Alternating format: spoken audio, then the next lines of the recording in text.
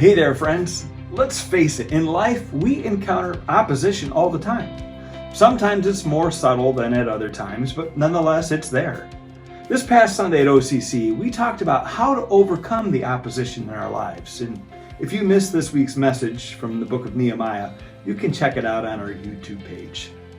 Now, we looked at Nehemiah chapter 4, and we talked about 4 key elements that are necessary for us if we want to create a winning strategy for dealing with opposition, no matter what form it takes. Now, one of the 4 points that we talked about was regarding carrying spiritual weapons with us as we go into the battle. Now, in that section of the talk, I mentioned 3 weapons that are at our disposal. And 2 of those weapons are ones that we tend to think about all the time when we think about spiritual battles. And those 2 weapons are prayer and the Bible. But I also encouraged us to add another weapon to our arsenal. And it's a bit less common to think about as a weapon. It's worship. That's right. Worship can be used as a powerful weapon against our spiritual enemies when we're facing opposition.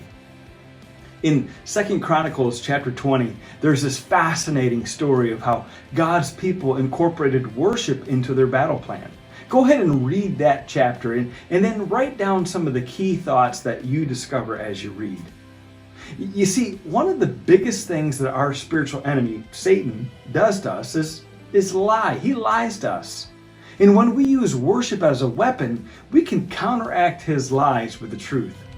Now, worship also engages not only our minds, but also our hearts when we find ourselves in a battle. And let's face it, when the battle is raging, our hearts and our spirits oftentimes take the biggest hit as we deal with discouragement and frustration. This is why there are times when we're struggling that an uplifting song comes on the radio and it literally lifts our spirits. And that brings me to our next step for this week. This week, beginning with today, I'd encourage you to spend some time listening to songs of worship that lift you up when the enemy is trying to drag you down. And when you're struggling or you're depressed or discouraged, find some great Christian music that will minister to your soul and tell you the truth about God and the victory that He has already won. Now, to take it a step further, in the comments below, would you write down or post a link to a few of your favorite fight songs that encourage you in your faith? Then enjoy listening to those songs and reflect on the goodness of God despite the opposition of the enemy.